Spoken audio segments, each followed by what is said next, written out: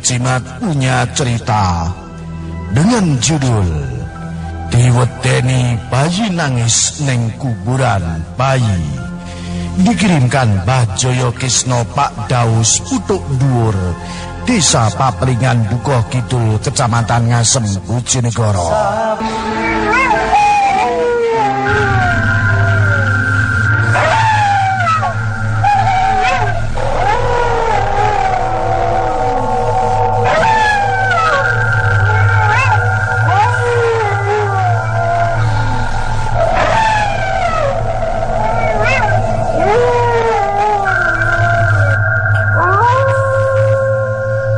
Serong taun luwih Mbah Sakur uripe ning alas manggon ning gubuk cilik ayonan alang-alang karo gedhek godhong jati. Sakjog ditinggal mati karo bojone lan anake, mangane ya diteri wong-wong sing arep budal ning alas sing peduli karo dekne. Urip ning alas lemah putih perbatasan antara perhutani karo lemah penduduk. Diarani lemah putih perkara lemah putih campur krikil, ditanduri apa-apa ya ora gelem modot. Nek miturut ceritane, lemah putih kuwi panggonane buakan dedemit. Nek kono enek wit rupane putih, wite gedhe kanggo sekaran wong-wong jaman biyen. Bengi iku Mbah Sakur arep mapan turu diceluki wong tuwek. Kor jawab Mbah Sakur. Nek apa ta? Kowe wis turu, Kor? Takoni wong tuwek kuwi mau. Lawange banjur dibuka ndadakno enek wong tuwa jenggote dawa karo lungguh. Aku njaluk ngombe, Kor. Manti, Mbah? Takoni Sakur. Wong tuwa kuwi jawab, omahku kidul kono lho cedhake belik. Gawene mbok gawe adus mendina ngono lho. Wong ki mau banjur pamit mulih. Tak wasi karo mbrangkang berarti wong kuwi wong jempor. Sesuk bengine pas nggodhog mi merga wetenge lesu, gubuke enek sing ndiyut. Sapa kuwi Kak pencilakan temen? Mengko gubukku rubah lho. Diloroi malah diombak.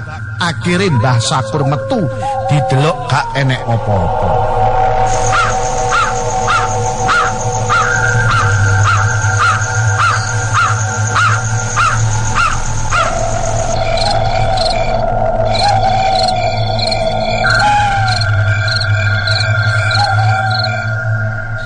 Mbah Sakur banjur mapan turu merga mripate wis ngantuk. Krungu swara bayi nangis saka kuburan bayi. Merga ning pinggir alas kono enek kuburan bayine. Bareng didelok suarane terus ilang. Sekitar jam 1 bengi Mbah Sakti ketoki enek mayit nglentak tanpa sirah kaya bar dipateni wong manggon ning arep gubuke. Sangka kulon ujug-ujug enek sirah glinding suarane gluduk-gluduk jibrat getih sak rambut-rambute.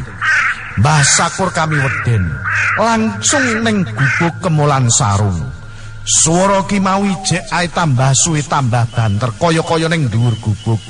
Mbah Sakur akhire kebacut keturon. Wonge akhire tangi ngerti-ngerti lah kok ning sorwit gedang nek kuburan bayi. Mbah Sakur banjur sadar nek dek bengi turu ning jero gubuk, roh-roh kok turu ning ngisor wit gedang. Sapa sing ngeleh ning kene?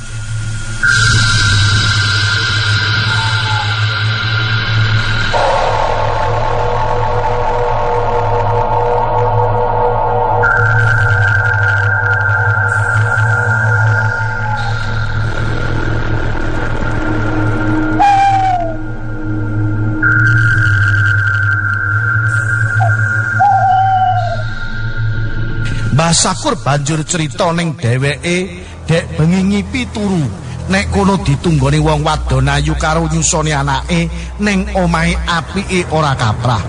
Bar kedadian kuwi Mbah Sakur digawe nang omah karo Pak Lurah ning cedhake penduduk. Mengko nek enek apa-apa enek sing nulungi. Akhire omahe Mbah Sakur direhab entuk bedah rumah saka pemerintah saka Kodim 0813 Koramil 18 Ngasem. Akhire omah gubuk sing ning alas ditinggalno. Sakjog diwedeni Mbah Sakur lara-laranen, akhire digawa ning gone wong tuwa, kuwatir nek enek apa-apa. Semene wae crita sing iso dikirimke Mbah Jaya Kesna Pak Daus bersama tim Jimat.